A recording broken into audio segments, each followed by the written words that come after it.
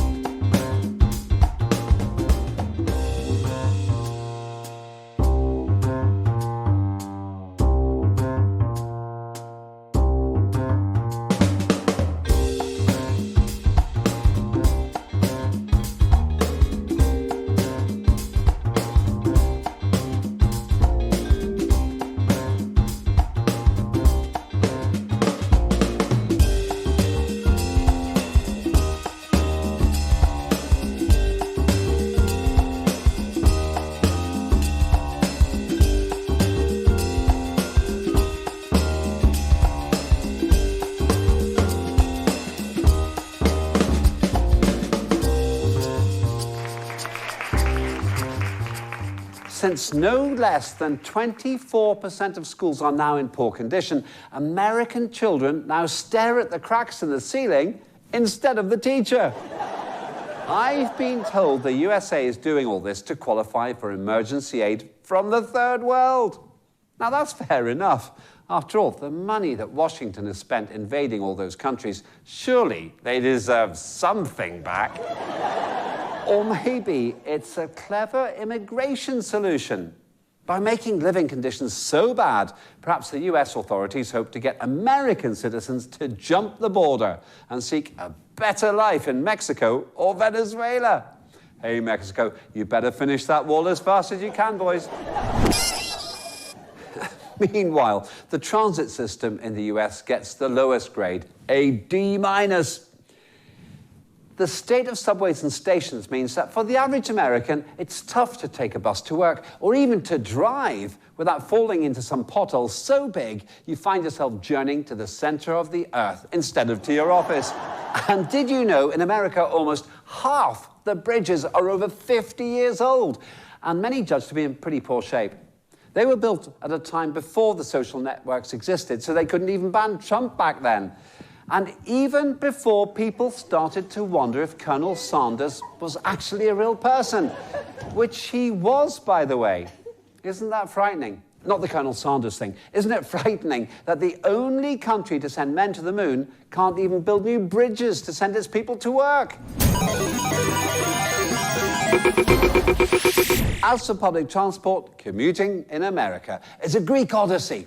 It's such a long ordeal. You hug your kids when you leave, and when you finally get home, your children are all grown up and moved away, and your mum's left a note saying, "See you in Mexico." It gets worse. There's no bipartisan plan to rebuild the country. Democrats want to do it with higher taxes, while Republicans want to leave it to the private sector. The only thing they seem to agree on is invading other countries and imposing sanctions on Iran, obviously. So here's my creative suggestion. The Chinese have a one belt, one road infrastructure plan. It's connecting China by road and sea. Now, if Sleepy Joe lets the Chinese premier extend his one belt, one road all the way to America, then these problems get fixed in a few weeks. Plus, China can deliver everything that the Americans want, which is all made in China anyway, and with next-day delivery. And all those Americans who couldn't get to work easily can just use the one belt, one road system to get jobs in the land that built modern America. China!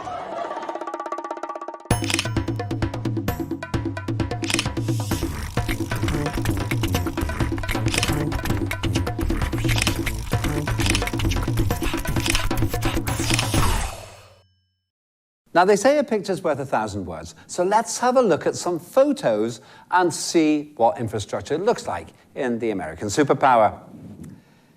Here we see a great hole in the road, built by the American engineers, and we believe inspired by the Great Wall of China. That's because, just like the Great Wall of China, this hole can be seen from space. Here we see an ancient bridge built by the Incas before Europeans discovered America. Bridges like this, which abound across the US, can attract tourists from across the world and demonstrate the ability of metal to rust slowly across thousands of years. As you can see, this particular bridge also symbolizes the victory of nature over man-made constructions. This next shot is an example of the remarkable reduction in speed limits for the safety of drivers on the open roads. And here we see the buffaloes overtaking the vehicle. This picture shows the appeal to the world by Washington for aid seems to be working. These are food parcels delivered from the third world to the inner city locations of America. And in our final picture here, we see the pinnacle of American engineering. To sort out 3 problems in one go, those ingenious American planners are designing an innovative new system to merge drinking water pipes, sewage pipes, and gas pipes all into one. The result is a limitless supply of aromatic and frothy espresso on tap straight to your kitchen and bath. What's not to like? That's all for this week. Join me again to find out if the lights are still on in the 50 United States, whether anyone's taken the American eagle to the animal doctor yet, and if Washington will finally give the job of fixing America to the one group who can do it, namely China. That's all on Press TV with me, Len Bitopic, and Cats and Dogs.